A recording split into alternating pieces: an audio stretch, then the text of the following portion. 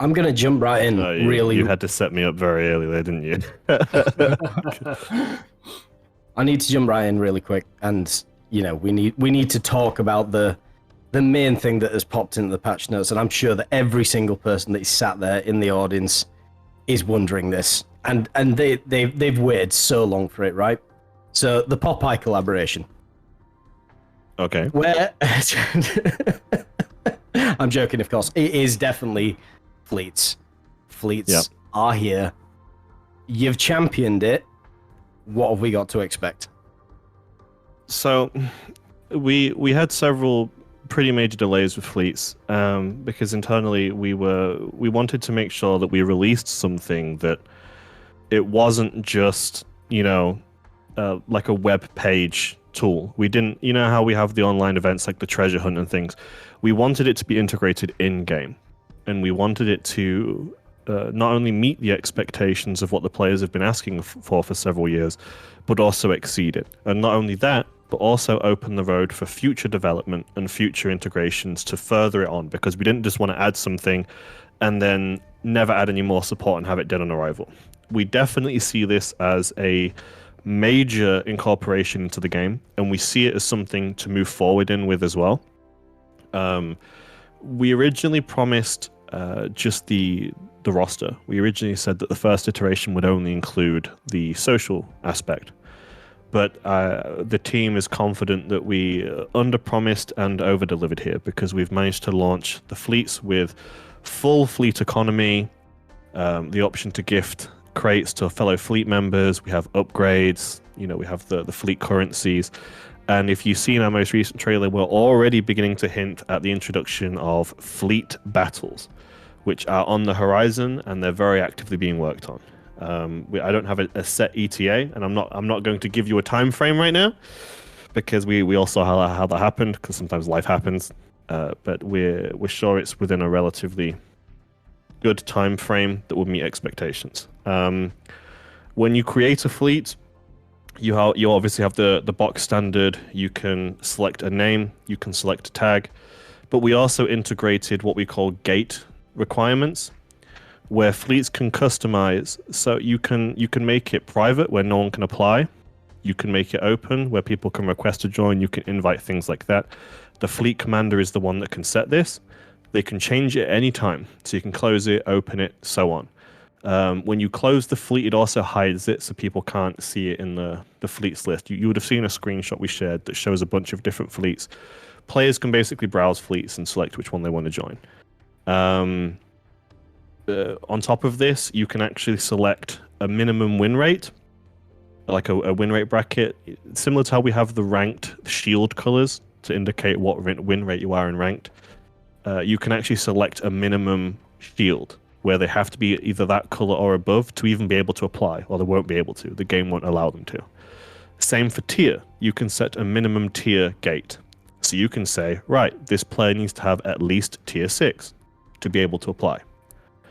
You can also change this back and forth however you like. So, if you're running a clan or a guild or a fleet, if you're managing a fleet and you have normally quite a high entrance requirement, but let's say you want to invite a friend who is below that, you can lower it temporarily, bring them in, and raise it back up again. You can lower it and raise it as much as you like. We have custom emblems where you can create your own emblem, your fleet shield, and so on. And this is just in the creation. It also comes fully integrated with an economy where everyday players can log in and play battles to earn oil. You can also earn oil by opening containers. This also incentivizes daily login a lot, because you're logging in every day you're playing, but also opening the daily container will grant oil. So make sure your fleet members are logging in and grabbing that daily container. You start at 20, but I believe off the top of my head, you can upgrade the fleet capacity to 40. Yeah, it's going to be 40. Yeah, it's going to be 40 if you upgrade it with the oil. Yeah. There has already been some feedback comments on the amount of oil required for the upgrade for the member capacity. This was a mixed stance internally, because we believe we have several what we call long-term grinds. These are things for the hardcore players, because when a hardcore player gets everything, They get bored. The Bureau is a great example of this. When they have all the Bureaus, the first thing they're doing is complaining there's no more Bureaus. So we wanted fleets to be a long-term cooperative objective where players will accumulate their own communities, they'll self-manage, they'll play together. It encourages the social aspect, and it's incentivized by a long-term goal. Now, because it's oil-orientated with the community, if we made it cheap to upgrade the member capacity, the meta would just be upgrade your membership all the way, then do everything else, and storm roll it, because every member can log in each day and acquire oil. So we wanted to incentivize something that fleets will work towards. So they can now work together for, I think that is the hardest stat to upgrade, is the member capacity. But you can upgrade ship XP, reduce service costs, increase steel. It's a variety, and some of this really begins to rally up in the long term when you think you've been playing the game for a year, 2 years, 3 years, whatever. If you had some of these fleet bonuses right off the gate, you would have progressed tech trees a lot quicker and other things. I'm seeing a comment here. The steel bonus could really use a buff IMO. Not worth it at all. 9%. Okay, you need 9% of every steel earning you ever receive. You think that when you do a ranked, some ranked seasons we've offered 1,200 steel. 9% of that is significant, especially when you look at the fact we're now increasing, like these past couple updates, we've increased the amount of steel that's obtainable. We have revisited the Forge and lowered the price of the Missouri based on player feedback. I know we've had mixed reception of the compensation. That's a separate thing entirely right now. The Forge had several major pieces of feedback. We had hardcore players that had a lot of steel felt like it had no purpose, and that the things that were purchasable were worthless. We had the feedback that the Forge was too expensive and that steel was not obtainable enough. So over the past few updates, we've made steel in larger quantities in events. We have now lowered the prices of things in the Forge, and we've added epic modifications and legendary modifications, which are obtainable for steel. So what we've done is we've given steel a lot of real tangible usage, either for all kinds of players who just want to look good for cosmetics. We have them really nice frag camouflages that took quite a while to implement. Even PC don't have this mechanic. We have, for the hardcore players that want to compete really well and do amazing, we have the epic mods. For the ship collectors, we now have these ships. And we think that this is the beginning for the Forge, and it's beginning to kind of shape in a way where it offers a lot of different things for players to do, and it accommodates all the different kinds of players. In regards to the availability of steel outside of these modes, we've always considered steel to be like an event currency, like a hardcore event currency, something that incentivizes you to participate in events. We do have the endless trials as a means outside of this, but the vision is, for the most part, is to incentivize you to play ranked, incentivize you to play arena, and so on. So if you have any questions about fleets or how the current iteration of fleets operates, I'm happy to answer any questions regarding this, as well as our general vision for it.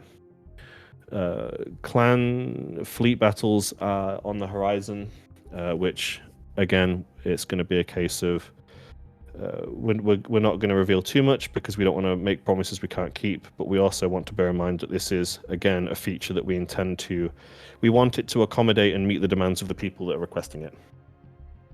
For the current iteration of fleets, I think the reception has been overwhelmingly positive, what I've seen of fleets so far. At least definitely one of the most positive things in terms of reception since I've been in the company I've seen.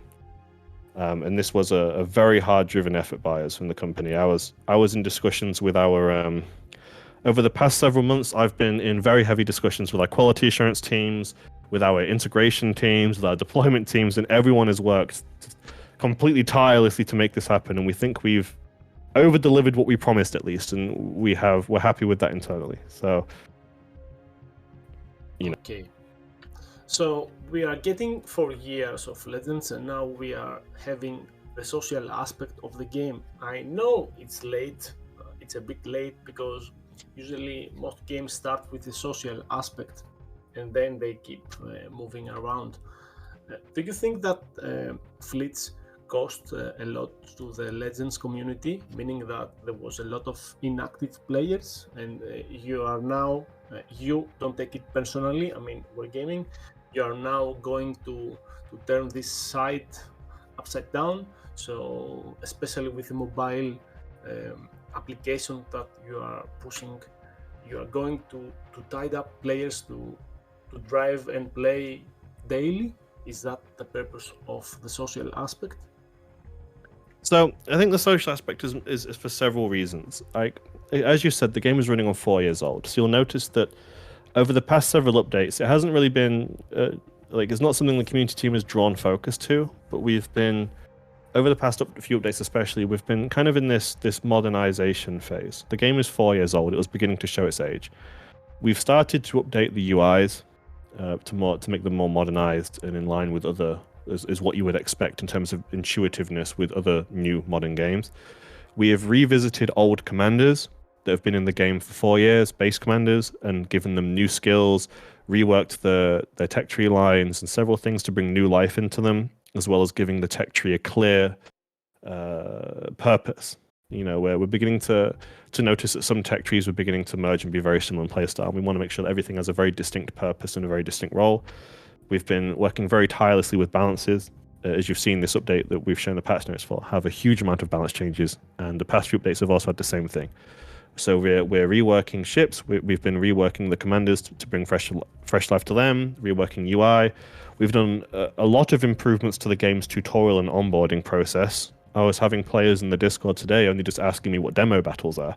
But these have been in the game for a while, you know, and these are essentially just when a player unlocks a new class, like a battleship for the first time, they're able to play in a very small controlled environment before they go online and face the intimidating atmosphere of playing versus AI or standard with other players. We've modernized in-game tutorial tips. When you're playing the training battles, when you make a new account, and it's telling you information on the screen. We've been working quite tirelessly with super testers and other things to make sure that these are beginning to show helpful tips. Obviously, we can't overcomplicate it, but we can't undercomplicate it either. It's a case of trying to find the balance while also making the game interesting for new players. The game is undergoing this significant modernization, and fleets we see as part of this. Do we hope it'll incentivize daily logins? Of course, we hope everything in the game will incentivize daily logins. Every time we had a tech tree or a bureau or whatever. Of course, that's one of the purposes, but this is more just about we hear you. These hardcore players, we hear you. It may feel like we're ignoring you. It's not. We're a small team, and we have to develop things. Sometimes in parts. When you're a game like this that is releasing, we're not releasing one major update a year. It's one a month. We have a month, 5 weeks to create content and release it, to not have a dry update. Weeks 1 and 2 is we have the big development push, and they'll go through quality assurance. Weeks 3 and 4 they go through super test. Week 5 they're pushed. So if we were to just dedicate an entire month to one feature and then not release any new ships or anything like that, it would alienate our casual player base. But we also understand if we never release these features, we alienate our hardcore player base. This feedback we hear, we're actively working on it. Sometimes things have gone wrong and have had to be redone. Again, we do have this level of what we consider quality requirement, where if something doesn't meet our standards, we'll redo it again. And this is the case with fleets. This is the case with training rooms. But we're bringing the game up to what players would like to see in a modern game, and I think a lot of the changes we've made, I'll stand behind them, at least personally, and say that a lot of these changes have been positive. I'm just reading through the questions right now. How much flexibility is there in these bonuses? So right now there's no plans to change the bonuses. That's because they're not even in the game yet. We've just added them. It's very difficult for us to say we want to make changes when we have no data for them yet. It is something we'll watch, for sure. And then regarding the steel bonus, does the 9% keep track of fractional gains? So the way this has worked, the only real fractional gain, the big one, is the endless trials. Because the 3%, the 5%, the 9% still doesn't equal enough to make 1 steel, because you're only making 5 steel a level. What we've done is we've made it so that you always get 1 steel. So for level 3, 6, 9 for Endless Trials, you always get 1. So you'll get 6 steel. Where these bigger bonuses will come into effect is things like Ranked Arena, where you're gaining 1,000 steel, 600 steel, so on. And that is where the bonuses will begin to apply. We effectively just didn't want players to get nothing. And with the Endless Trials, that's exactly what would have happened. So we've made it so that you will always get a minimum of 1 steel. If you get, if you equals to 0.7% steel earned, it will round up to 1. Bang, you get 1 steel. 10 steals and you get 1 bonus if you join, because it's the 0.45. So I think that we solved them. And also we have questions from the Jaguar that say it may count the steel earned every day, 24 hours, just like 3 wins per day to earn oil. Yes, I think it says in the patch note that there is a cap on there's a maximum cap on this, 3 wins per day. So it's kind of limited. I think that you need around 3 to 4 months. Please final correct me if I'm saying wrong, but I did some calculation until you maxed out some features on your clan fleet. I don't have the math on my head, so I'll have to trust your calculations here. Again, it doesn't tend to be a long-term grind. You can. I wouldn't recommend you do it, but I wouldn't go out and buy containers specifically to earn oil. That's not a great investment for your money unless you really like what's in the containers. But as you progressively earn containers through your campaign, through your daily missions, and your daily logins, as everyone here knows, when you play the game, you'll randomly play and just go, oh, I've got 2 containers, nice, I'll open them. These will grant steel. So you'll gain steel progressively from playing through other means, not steel. Sorry, I'm getting my head mixed up. From oil. So you'll gain oil progressively from just unlocking containers through basically playing the game in every other means. I think pretty much everything in the game that you do, in one shape or another, awards containers: bureau, campaign, events, daily missions, weekly missions. So you'll get oil from doing this. But yes, there is a cap on the amount you get from playing battles, and it is 3. So you can log in, play 3 battles, and then you'll hit your cap of oil from playing battles.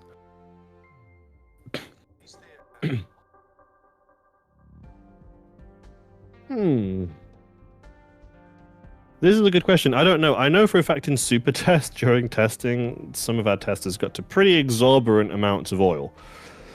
So I'm fairly confident that you could probably never upgrade your fleet and then acquire enough oil to do everything at once and still not hit a cap. So I definitely wouldn't worry about you hitting a cap of oil without spending. And should you find yourself with extra oil and not sure what to do with it, we've implemented a feature where you can buy containers for your fleet and gift them to all of your members using oil.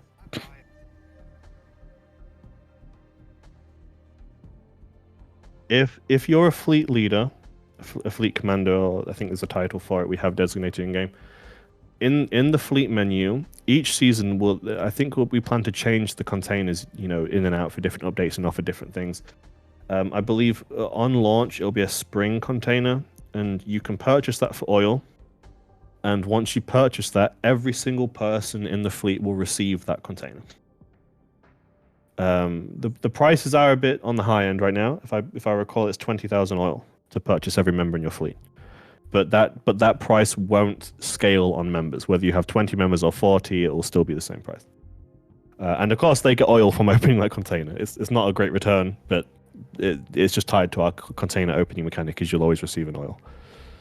Yeah, it is something for the commanders to give to the clan. It's something like a gift, appreciation of the clan and all that stuff. It's the social aspect of the fleets. Yeah, it's giving something back, and very good. That's very nice. Plus, if you're a hardcore fleet and you have everything maxed, you still have a purpose for oil, because you can buy and gift containers. Yeah.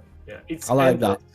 I like that there's finally been a gifting option, regardless of how it's come in.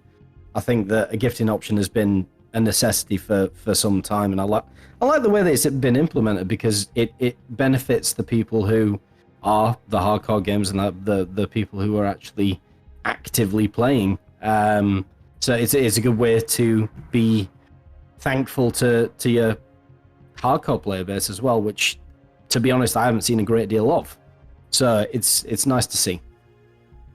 And I'm seeing a question here about, you probably can't say this, but usually when a question begins with that, I generally can't. But we'll get through anyway.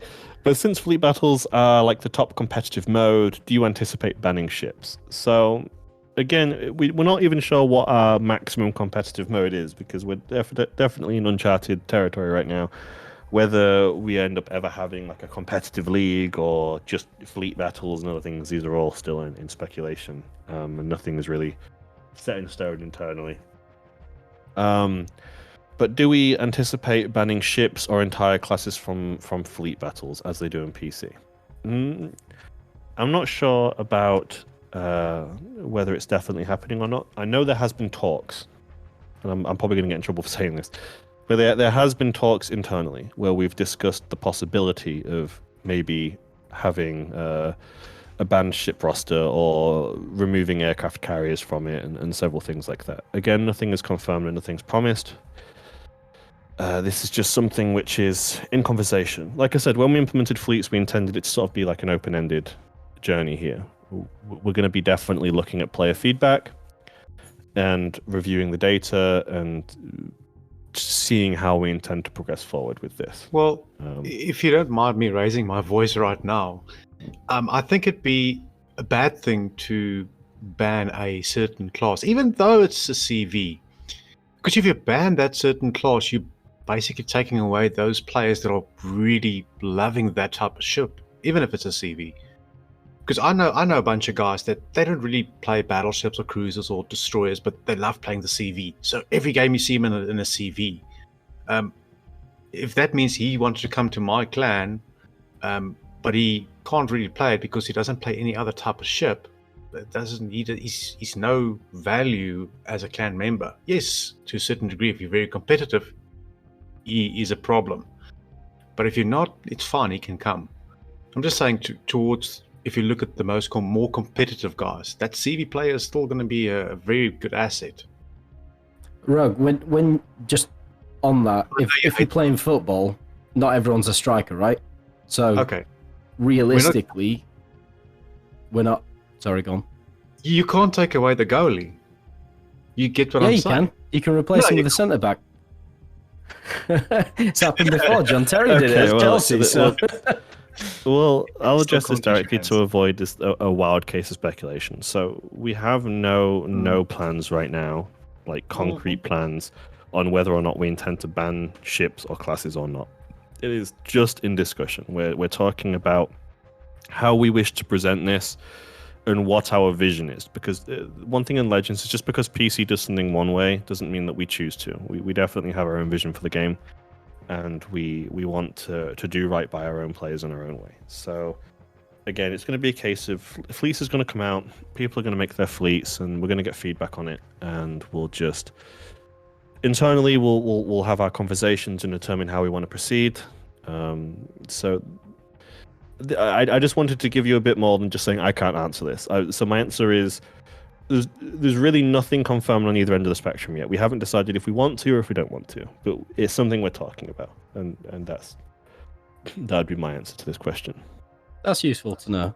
I mean, what just if I can just interject really quickly, I know from a conversation with Lord of Droid a while ago, when Canna was around, I know that he was suggesting that the PC aspect of the competitive sides where, Wargaming Bot, King of Sea and whatnot, have the availability to be integrated into Legends, whether or not it be a different form or what, you have the ability to do it. Do you think that there would be plans to create a larger competitive mode, a streamed variant of it maybe, that will be more of a viewership than a standard competitive mode within the game? Do you think that there will be external competition and the availability to not televise it, but as near as damn it? I think let's walk before we run. We're talking quite way far in the future here. like when we released carriers, we took it slowly, step by step. This is going to be the same for fleets, because fleets are probably one of the biggest features we've released in Legends since the introduction of Legendary Tier, in terms of game changing, defining. This changes everything. It changes social interaction, it changes economy, it changes how players perceive the game and how players interact with it, as well as new players and external players and veteran players. It's going to shift a lot of things. So it really is a case of, let's see how it affects the game. We'll look at fleet battles. It is something that we're already working on. I'm not going to say much more because this is something which is in very active development. But we do have fleet battles on the horizon. It was hinted in the trailers. So there will be fleet activities where you and your fleet members can participate against other fleets, which is what I'll leave it on right now. So we're going to give players some time to create their fleet, get their members together, begin interacting, explore the user interface, see how things work. Because I imagine all these clans are going to come up with their own goalposts and objectives and things on what they want to do. Please don't add a leaderboard, please. Yes, Because- add a leaderboard. Even in this call with just 5 people, there's already conflicting opinions, and we have a player base of millions. This is why I'm saying let's just take it step by step. We want to get it. We want to release something that it meets the purpose of the people who wanted it the most, and the people who asked for it. So the hardcore players have been requesting this for a long time, and we think, and we like to hope that we have met the expectations and even exceeded some of these expectations for what is just. And let me make this very clear: only the first iteration. Exactly. Yeah. So I mean, it's something that it's gonna be very, very, very good at the beginning, and if the people give the proper amount of feedback, a good feedback, I'm sure Wargaming will get things right and adjust to the people. So I think that we are in a good place at the moment. I think that the fleets are covered till now. We solved all the questions, but if you have any more, there is still one more I'm reading right now.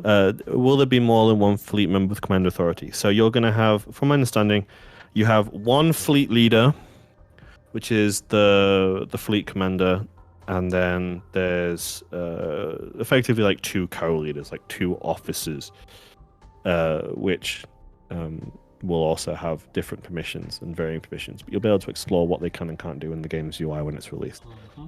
And are the Wiki community manager joining or creating a fleet? From my understanding, we're going to be in a wargaming fleet, I believe. Yeah. So there is one last question for the fleet in my DMs. People are asking if it's gonna be manageable from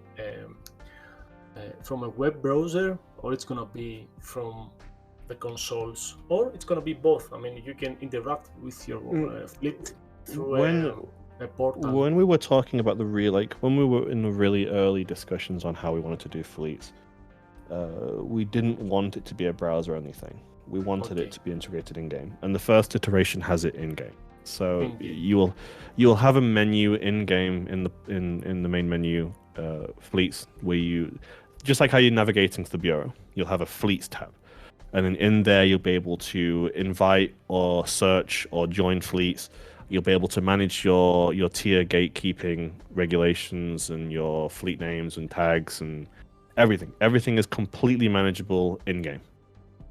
With its own, what I consider to be a relatively intuitive UI. I think we've done a really good job at designing the UI where it's easy to understand and quite quick to pick up. Our super tester feedback was pretty clear that it was self-explanatory. There were some things like oil, which we had some feedback that could be explained a little bit better, so we have in-game prompts that you can click to read on it and things. But I think it's something that can be picked up quite easily.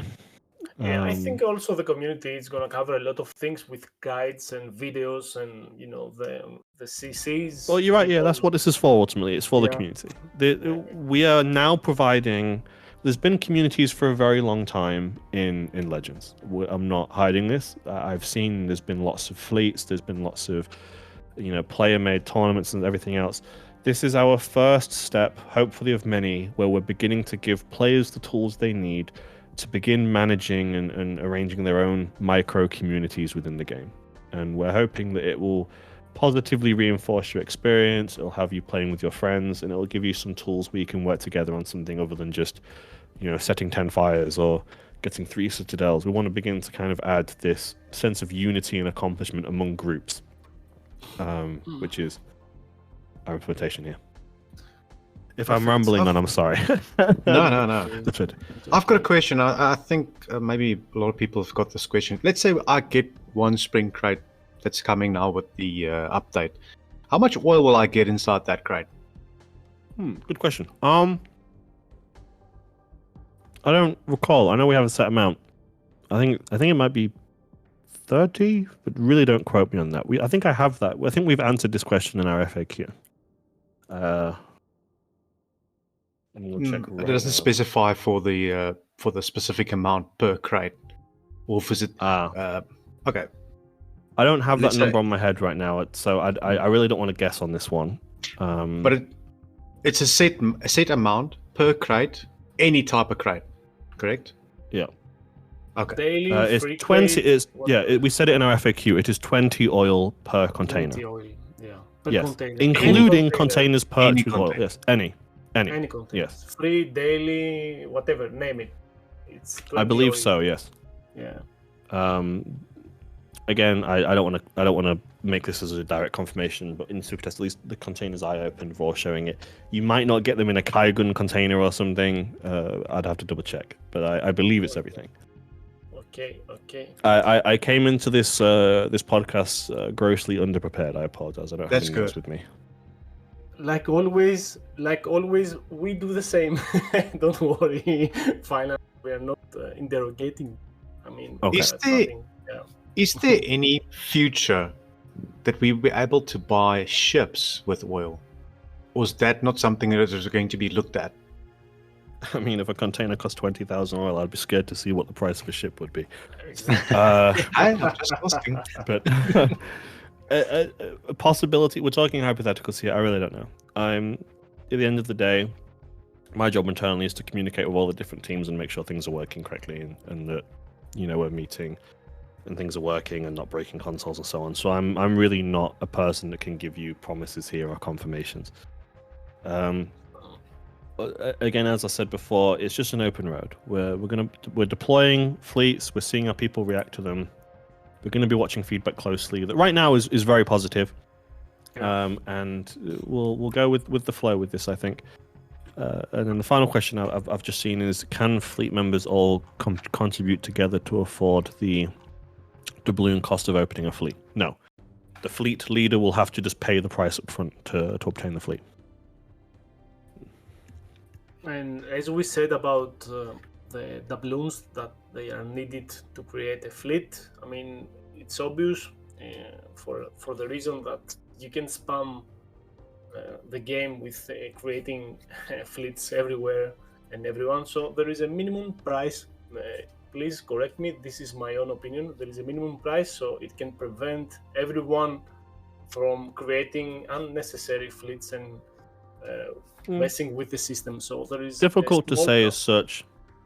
I think, again, I don't work for the monetization department or anything, but it's a case of, it prevents you from creating a fleet, disbanding it, creating one, disbanding it, creating it, disbanding it, or it prevents people logging into the game with an account. Because as you know, and I know, if you have the game is free to download, you don't buy the game, right?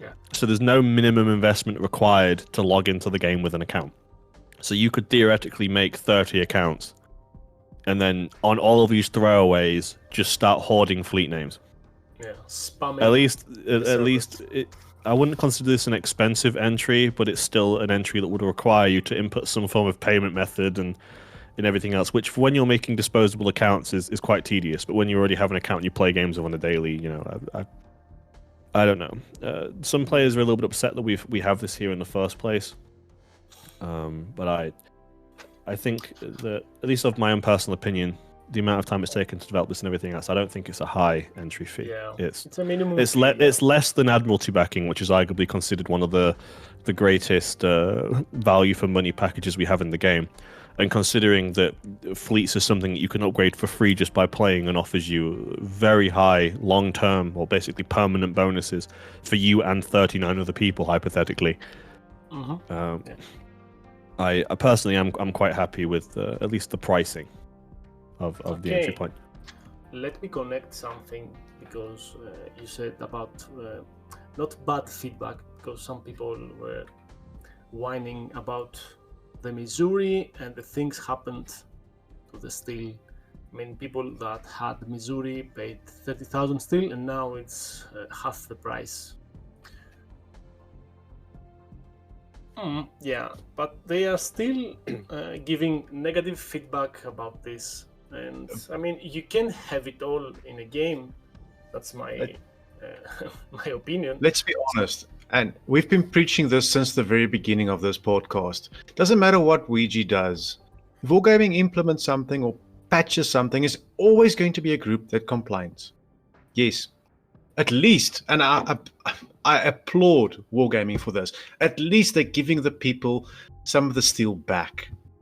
They could have just said, you know what, stuff you bought it, tough luck. Now we're lowering the price, you're not getting anything. But they're giving it back. I think that's bloody amazing.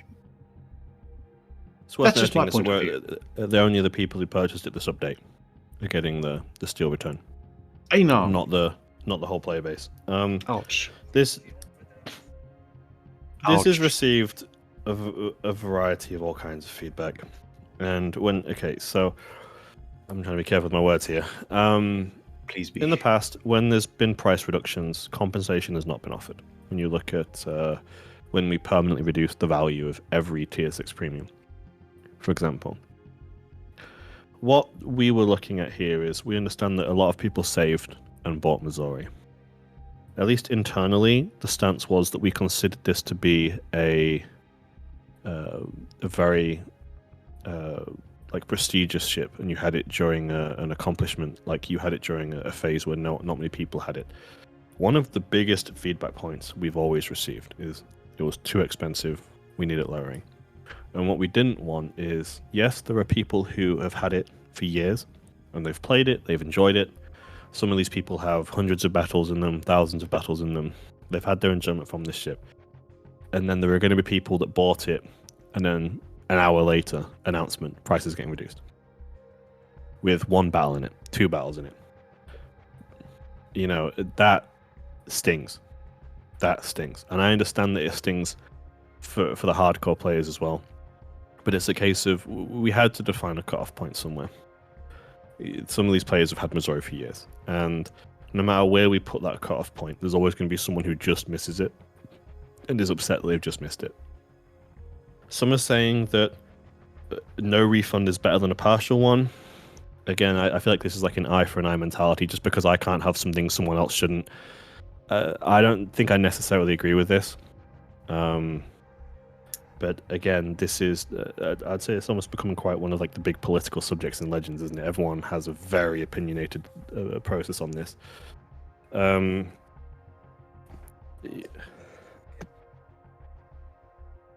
We didn't at all, so we really didn't want people who bought it, played 1 battle in it and gone, okay, I'm now, several thousand steel poorer. It's not. These are the people that, regardless of at least of my own personal opinion, these are the people that would have been burnt by this the hardest. Like you've just spent a long time grinding it. You've got 1 battle in it. Boom, announcement. Where we're lowering the price. This prevents that. And there's been feedback that you could have made the cutoff point 3 months long or 6 months long. There's always going to be someone that just misses it. Always. And if we didn't lower the price, because as you all know, we have Salem coming in for steel. If we didn't lower the price of Missouri, Salem being a tier higher, like players were already complaining that 30,000 steel was a very high price point for a tier 7. We didn't want to have to put in Salem and exorbitate that number even higher. So this not yet. Not that I'm aware of, at least. So I'm going to refrain from giving it here and there, because I don't know if it's already been answered. But at the very worst case scenario, you're going to find out in 3 days when it's released. So it was a case of there's so many necessary evils, and also I think there are things that could have been done better. But I also think I understand the argument on both sides here, which is why it's such a difficult subject to talk about. We're not intentionally burning anyone here. This isn't us making a decision to hurt one half of the player base and benefit the other. We just our train of thought was we don't want people buying it and a day later with 3 battles in it, boom, price reduction. Whereas the player who's had it for 2 years and has several hundred battles in it, this was at least a train of thought internally that resulted into this decision. Whether or not people agree with it is a separate story. Unfortunately, all I can do is tell you is to give you the answer here. I can't make you like it.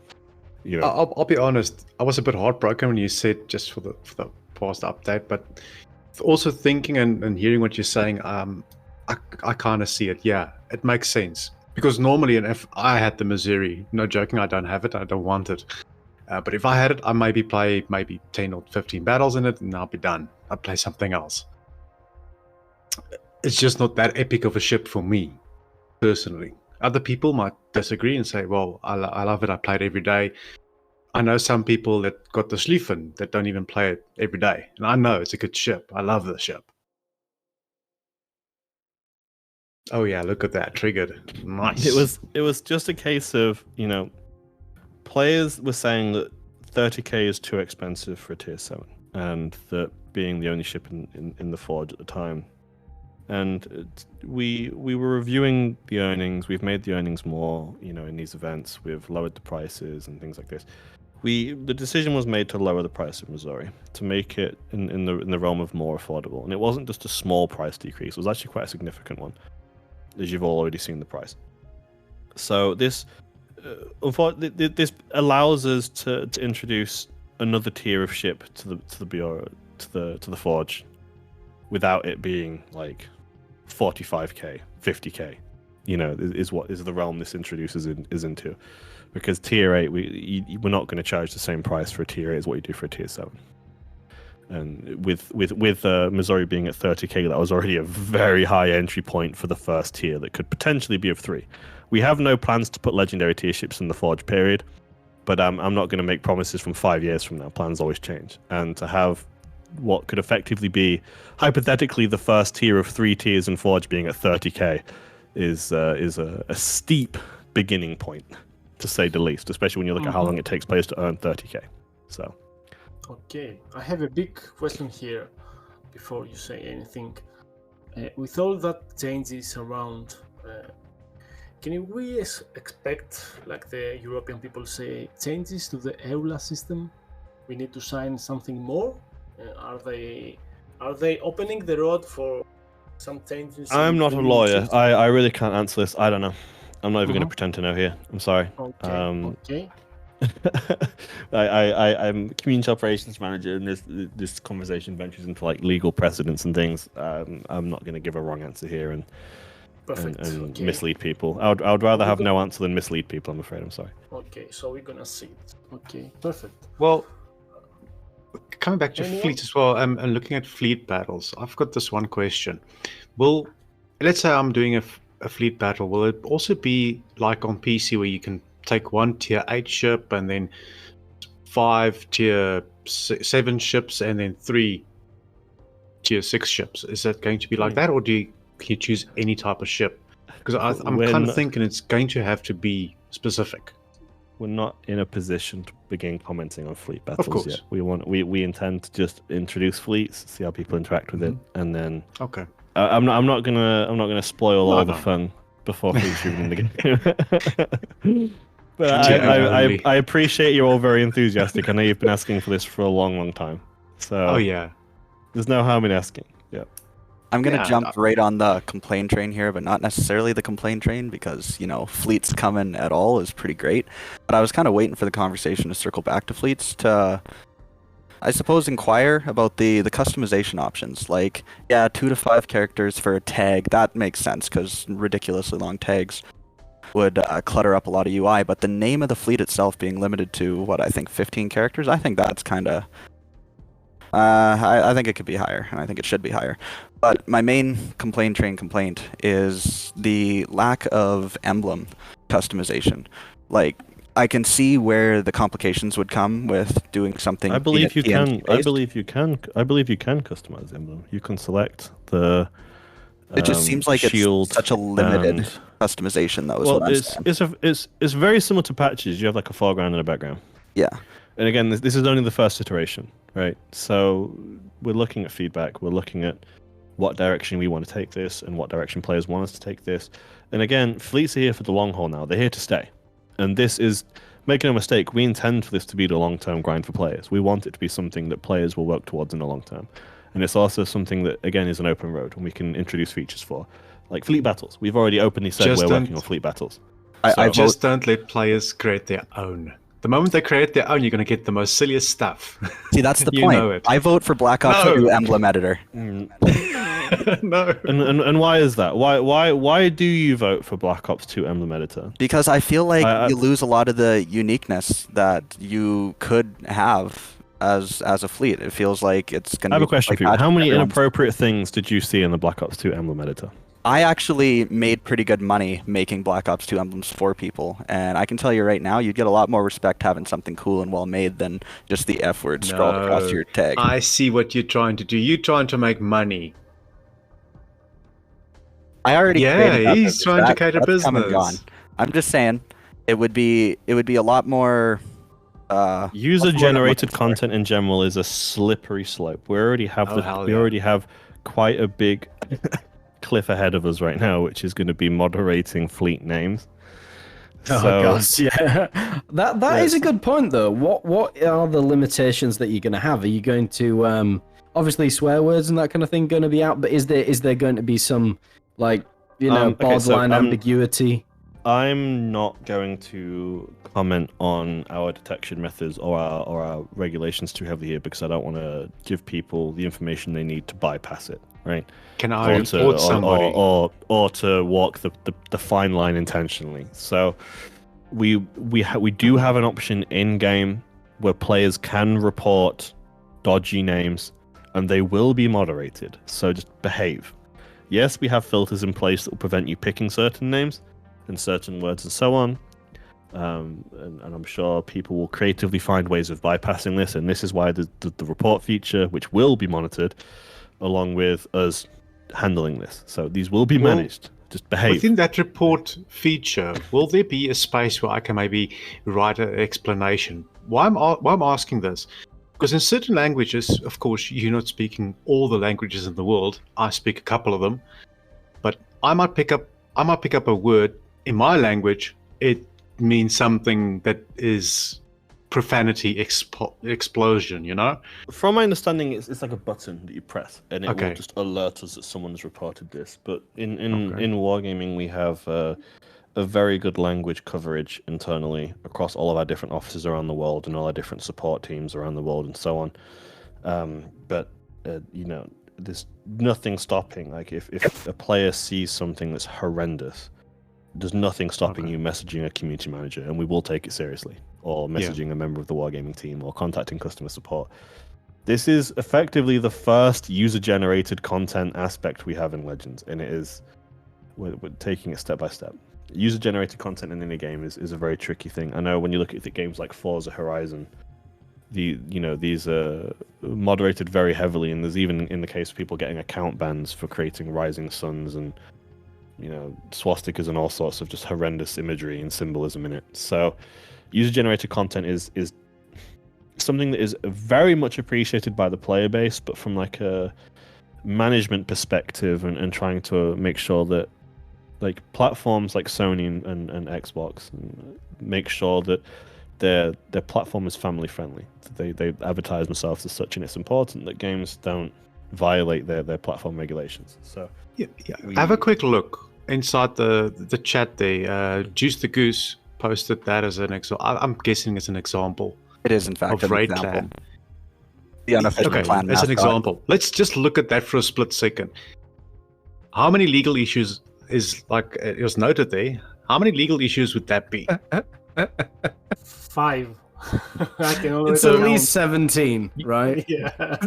You see, I'm not that's sure. the issue. it's just a case of offering players the flexibility to express themselves, but also not giving them the tools to conduct hate speech or harassment. And we'll be moderating this. So with the fleet emblems, we wanted to give players the means of customizing them. And obviously, we already have a very similar mechanic already in place, which was our emblems for personal accounts. So we've gone with a similar concept. You can pick banners, you can pick foregrounds. Whether or not we ever add any more in the future that are earnable or unlockable, or we add them in updates, is yet to be seen. But again, but fleets is an open-ended. It's not a road that is coming to an end anytime soon. We're very much excited to add it and for players to interact with it, and we're also excited to see what more we can do with it, because we want to expand on this, and that is absolutely an intention of ours. Okay, I think that no one spoke about the new update that is coming. No one said a word about Salem ships that are here to stay. Independium. I mean, I'd be happy to say a word about Diego. San Diego. I'm very, very happy San Diego's finally coming. SAP Atlanta, I mean, come on, that's going to be a great time. Mhm. It's gonna be a huge ship. Yep, I'm curious about the Salem. It's tier 8, right? Mm-hmm. It is. For heal? Hmm? Can't say. I'm gonna, Probably not. I'm gonna avoid. I think they're holding this close to the cards for now. I'll be curious to see on Monday then. And in that we have the limited event currency this time, which you can now also get in the campaign this time. You'll be able to use that to purchase the collaboration content along with skins and other things. So there'll be a lot of use for this currency, and there'll be quite a lot of currency available as well outside of the campaign. So there'll be a lot of ways you can earn it, and there'll be ways you can earn it for free, and there'll be ways you can get some pretty cool stuff. This update, this 4th of July update is going to be one of the biggest updates we've done. We have a lot of new ships coming in. We have the collaboration. We have fleets. It doesn't sound very big when you say it, but this is something we've been asking for 4 years. 4 years. We have epic and legendary modifications coming in. It's a very heavy update, and not just in terms of ships, but new mechanics as a whole and new gameplay concepts as a whole. So players are going to have plenty to tinker around with and to explore this update. I am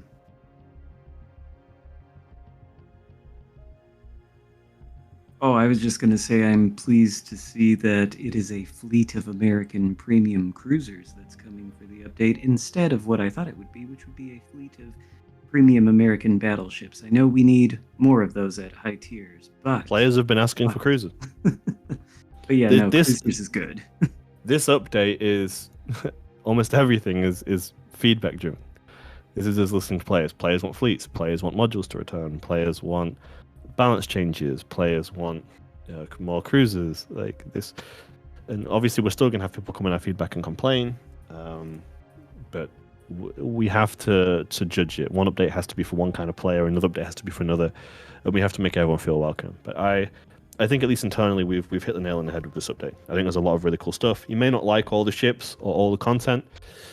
But and again, you have to pay to open fleets, but you don't have to pay to join them. You can join them for free. So, it's never going to make everyone happy, but at least for now, the feedback I've seen, especially regarding the fleets, has just been overwhelmingly positive, and the team are very happy to see it.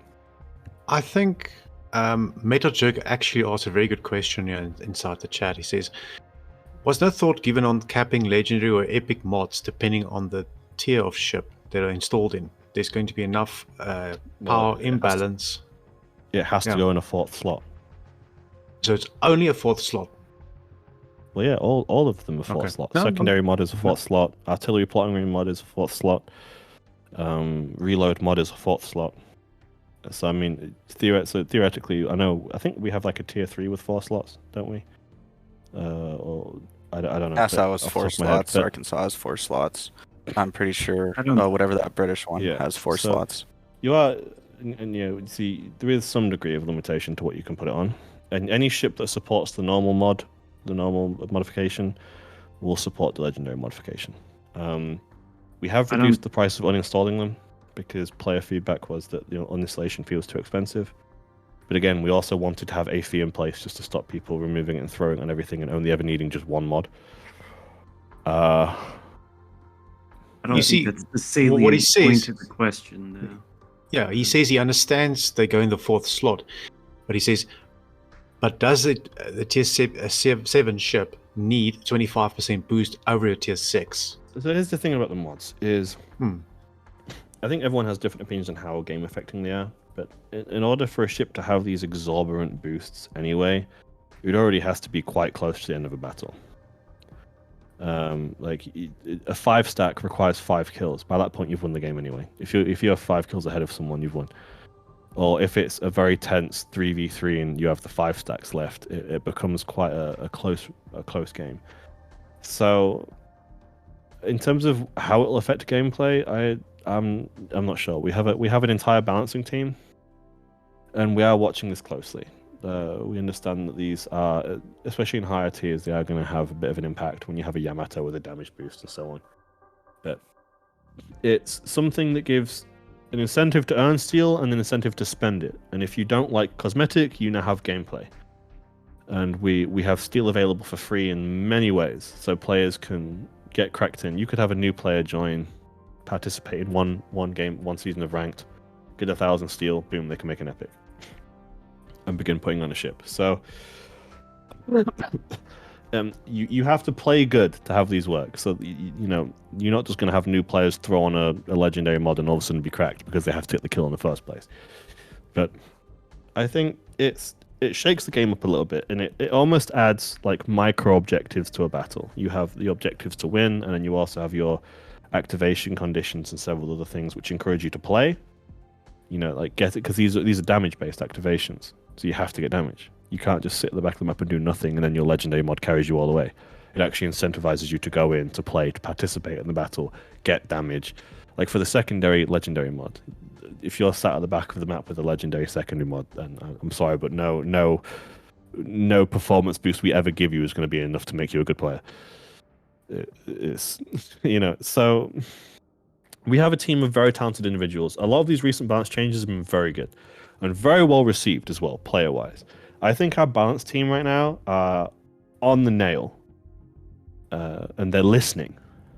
Like I have calls with them regularly where they're talking about feedback they've seen in the Discord, asking us about it. So they're watching, and these changes are positive.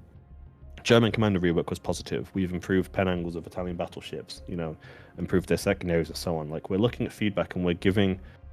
For years and years, one of the biggest player requested features we had is we want good secondaries. And now we're starting to get some real beefy secondary ships coming, Atlantico being at the forefront. Like when you have the commander with a secondary spec build on, this thing is terrifying to play against. And then secondary, we're giving and then secondary players aren't wanted even rewarded. Well, yeah, because you're rewarded for winning games and capturing objectives and other means. Of course, secondary damage isn't going to provide the same experience as primary damage. You're not actively controlling them. Yeah, the funny thing is, I was playing my JB earlier with, and I actually faced an Atlantico, and one of his secondary guns hit my main turret and disabled it. It's like, what? Skill issue. Yeah, skill issue. Atlantico has effectively two cruisers strapped to the side of it. Yeah, it's nuts. So, we're having these really beefy... Players wanted secondary-focused ships to not just be a gimmick, because for a while, yes, you could, spec commanders into secondaries, but it wasn't a viable playstyle to win. It was just a fun, silly thing you could do with friends and maybe go, haha, funny, I've got 100 secondary hits. But now it's something that you can actually spec into and go into a battle and think, whoa, this Atlantico is cracked. You can go in and you can get kills and you can really feel like you're performing well. It is a genuine, viable build option now to compete against your long-range sniper builds or your, objective focused with good utility and radars and so on. And this is down to the decision of our balancing team. They're listening, they're looking, and we're constantly reworking changes to accommodate both our internal needs of making sure no one ship is clinically overpowering others, but also our community expectations on what they think things should do. And I think if you look at the past 3 updates, have a look at the changes for yourself. I think you'll find almost all of them positive in one or another. So bear that in mind when you're using these mods. Like, we are watching, we're listening, we hear you. Hardcore players feel ignored sometimes, but you're not. You know, it's just weird. Some things we want to do it right, especially when it comes to our long-term players. We want to do it right, which is why we have training rooms that were delayed. We had fleets that took a while, fleet battles.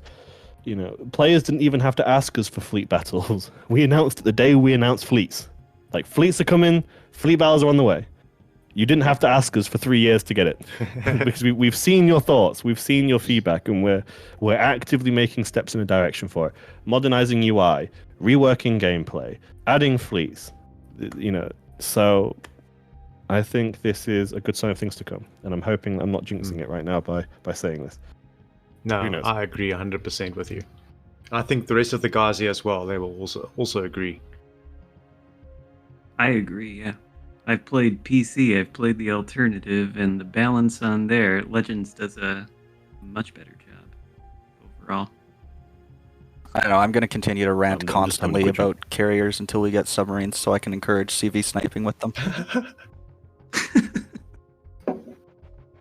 Everyone has their own expectations of how they want the game to work and to play. It's a case of us trying to find the middle ground where everyone can enjoy it and not alienate an entire group of people. And this is the biggest complaint and the biggest difficulty of game developers, because hardcore players want it to be an absolute sweat fest. They want to go into games, every game be tooth and nail close, you know, like, elo, skill-based matchmaking. And then the casual players, you know, the father of 3 that's come home from a 9 to 5, just wants to play a few battles while his kid is asleep, have some fun, and then maybe spend, you know, a couple dollars and buy a skin, makes them feel better, and then go to sleep. And if you accommodate entirely the casual player, it alienates the hardcore. If you accommodate entirely the hardcore, it alienates the casual. So this is also why we have ranked brawl arena. Ranked being the sweaty one, brawl being the silly casual one, and arena being the middle ground. But without skill-based matchmaking, ranked can't even be that sweaty, because a lot of the times it's a joke, honestly. Some of the matchmaking in there, like, ranked can be cleared, especially the 1v1s. You can clear it in an hour and then be done with it. So I feel like fleet battles have a lot of potential to be the place where skill-based matchmaking actually does belong in the game. And if not skill-based matchmaking, then a ladder of sorts, so you can weed out the lower performers and let them play with each other and work your way up, kind of like how make no like how mistake, ranked works competitive elsewhere. players want. Make no mistake, competitive players want sweaty, full team orientated battles. And make no mistake, fleet battles is going to give you that.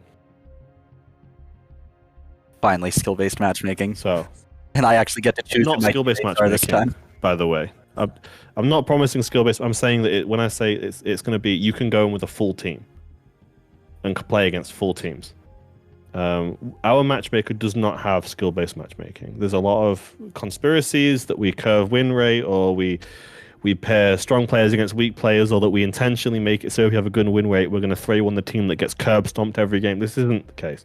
Our matchmaker operates on class of ship you're playing, tier of ship you're playing, and if you're in a division. That's it. There's no Question. performance-based. Yep. Final. Mhm. What are you eating with your tea? I keep sucking on a cough sweet because What I'm the- recovering from a viral That infection. sounds terrible. But okay. I thought you were going to say like a digestive, maybe a chocolate-colored digestive or a bourbon, but cough sweet. Come on, I'm You're recovering from a British, man. sickness. that's fine. But British people still have biscuits. Well, he's No, not comported me. himself Yeah. well the whole time. Like, he feels caffeinated, like really, really caffeinated for the time. It's the tea. I'm telling you. Yeah. Yeah. It's the tea. Okay. Is there any final questions? Because I've been here now for an hour and 10 minutes. Yeah. And I'm probably Yeah, gonna have to community. go take a nap. If you have any questions, throw them out, and we'll take it up. Right now. Yeah. Just one quick It's- one. It's Yeah. very rare you catch me in these podcasts. I think I've been on one in my entire time in the company. So Raspberry said a nice one. Training rooms? Question mark. No, In the no, works. hang on. we we had to delay them. Like, I'll tell you blunt, we had a build for them. It went through QA, and there was just so many issues with it. It would never pass quality. It just wouldn't. We had to go back and redo it. We are redoing it as we speak. There's no ETA, but it's, again, like fleets, we know for a fact you want them. And to be honest, we want you to have them. We want the community to have the tools they need to manage themselves. So it's in the works. I'm not going to give you an ETA. We don't have one. But understand that it is a priority for us. Absolutely is a priority for us. There's one from Darkwing, general question for the podcast, but can we possibly get a negative or denied command rework to say something that sounds less like no, I'm not going to be a good teammate, or something like unable. We had something like that. It was called Stone the Crows. Bring them back. Bring back. Oh, is that the one that just went, fuck? I miss Stone the Crows. Yeah, I remember that. It's a case of not overcomplicating the wheel and having so many insane options. But again, I don't know. I feel like this is feedback, sure. And if you write it in our channel, it'll get forwarded. But again, it requires dev time for what is like such a marginally small quality of life improvement in the grand scale of things. When we're looking at the fact we're developing fleets, you need to understand that we don't want to take away time from things like this that have huge impact for what is something that is a slight quality of life improvement of a feature we already have. Like the negative feature already says no. For us to add I'm sorry, sir, I can't fulfill this request on top of having the no, we already have something that fulfills that purpose. So we would have to actively take time to develop it. And it's not just a case of, I'll write a line of code and add it in. It has to go through quality assurance, has to go through integration, platform submission. It's a long process, even the smallest change. And this also applies to people asking for us to add more camouflages to the game.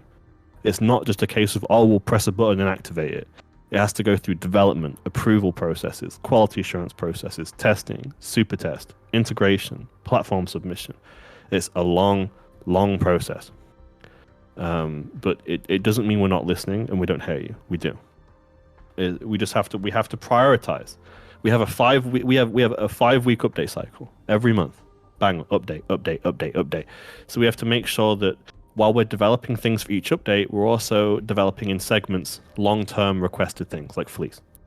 This was developed in, over the course of a while, and we have it ready now. We're happy to introduce it.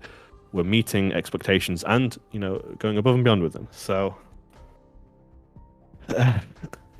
my best advice is for small quality of life improvements, absolutely suggest them in our channel. We watch. Our devs watch. The community managers write the notes. We forward them in weekly reports to the team.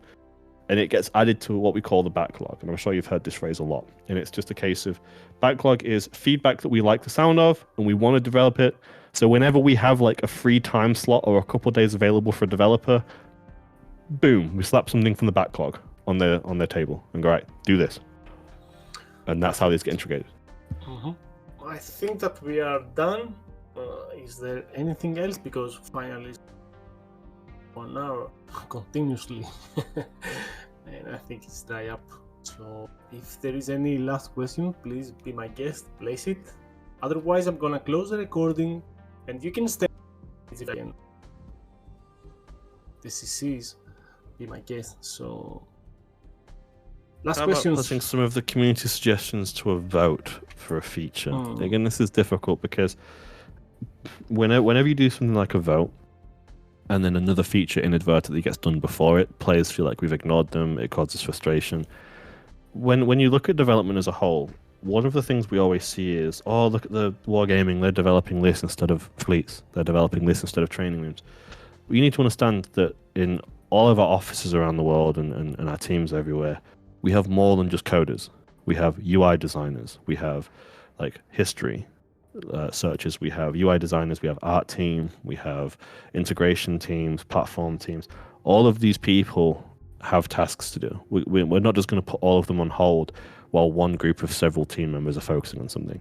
So some things are easier to implement than others, and if we have a huge vote where players pick the most difficult thing, but there's also several things of other, I don't know, it just adds availability for frustration. Because in wargaming, because we have a relatively small team, we have to effectively min-max our team to make sure that they're always doing something productive. So while one team is working on one thing, we'll have another team start something else. And then if we have to move that team to something with higher priority, they may come back to that old task a month later or several months later and then continue it. So this is why voting is not really on the cards for us. It's also why roadmaps aren't on the cards for us, because internally things change so much. And things get pushed back and other things get prioritized, or say our coding team are working on a feature and then all of a sudden we have, a huge bug, like the firing angles on the on Smaland. That became a priority immediately. Players were saying, "Oh, they won't fix this for months and months." We had that fix out in a week.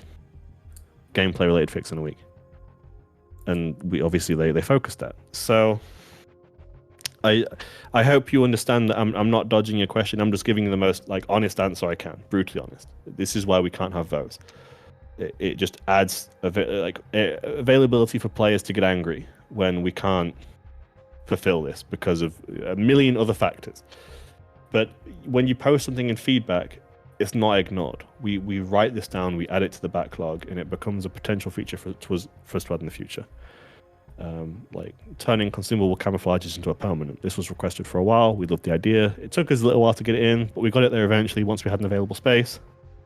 And it's there. Same as melt all camouflages. And one of the things we're seeing a lot right now is unmount all boosters. It's an idea, we're aware of it. This is how it's always been for the whole game 4 years since it's been released. This is how we've operated and how we've worked. You can also look at the successes and failures of polling with other companies, for example. Look at Jagex, for example. They've been polling every single, literally every single update for old school RuneScape since 2013.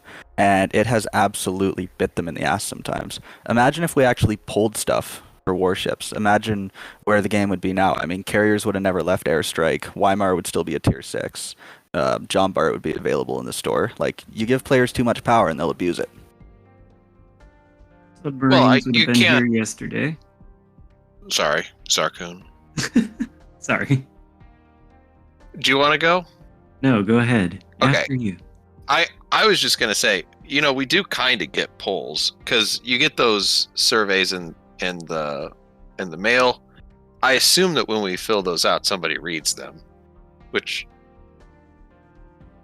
absolutely might be a naive assumption, but somebody probably does read them. And the lack of visibility to that is probably a good thing, because you can both take the pulse of the community while not also being beholden to, we took a poll on Discord, which are the top 1% of most dedicated people in all of World of Boats, and they all want X, and X didn't happen.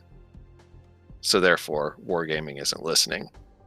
It's worth noting that for every game, okay, the moment you even begin to interact in their Discord, you are instantly in their vocal minority. Bang. The vast majority of players for every game do not interact with us on socials, do not interact with us in groups. And this is for everything. You look at the millions and millions of players of Fortnite, and they'll have a Discord with a couple 100,000. It's absolutely the minority. The most hardcore players are usually the ones that will take the time to come out and interact. But this is why we have our giveaways for patches and codes. These are things that casual players enjoy, and it gets them used to interacting with us, and it allows us to gather their feedback and their thoughts and so on. It's about getting these people to interact with us as much as possible. Got to incentivize it. But when you see I'd say a community contributor, we have some here. You all have very specific communities. People watch you for a reason because they relate to you, they resonate with you, they're similar players to you. So these are players who share the same opinions of yours, but they're also in the minority of our wider player base. Without going to specifics, we have a huge amount of players and legends that do not play standard. They play just versus AI. Some of these players never will have tier 7s and tier 8s, but will play maybe 1 or 2 battles in it and go back to tier 4 and tier 5s. Some players, when we do these big surveys that say to you, what kind of player are you? What makes you play Legends? And it'll be like, oh, well, I want to play with my friends, or I want to win battles. Most of every time we do this, most of the overwhelming majority say they just want to play with their friends. They're not here to compete or to have intense battles and things. But again, just because a large number of players say this doesn't mean we can't accommodate them entirely. We also, like I said before, we have to also look at the hardcore players, the casual players. We have to find this middle ground so we don't alienate anyone, because we obviously want to have as many players as we can enjoying the game. I'm just trying to give you the most objective response possible, whereas I'm trying to not get in trouble for being too honest here, but I'm being very honest with you all, and these are the challenges that we face on a daily basis. Similar with tutorials.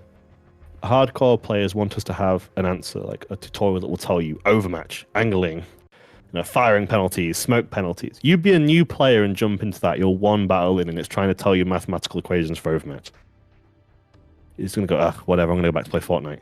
Wait a minute. People can't multiply by 14.3 in their head? I'll let you TBH. No, I can't. I can't even do 2. Imagine being one battle in a tutorial, and the tutorial is telling you to do math. You're just going to go, no, I don't think I will. You're going to play something else. It would be nice to have a bit of an advanced tutorial, so to speak. Like, once you're comfortable with the core concepts of the game, you can make the choice to go in and do practice and train and get better through something that's kind of guided. Generally, the players who already want to learn more are already going out of the way to learn more. They're seeking out the information. Remember, the players who don't want to learn more won't seek it out, even if we have it in the game. It's just going to take dev time. We're going to edit. They're never going to do it. The players who want to learn more are already the ones who are beginning to shift from the casual into the minority. They're people who are already expressing that they want to interact, that they want to, become quite hardcore players. And there's a need for both, and I completely agree the tutorial could be better.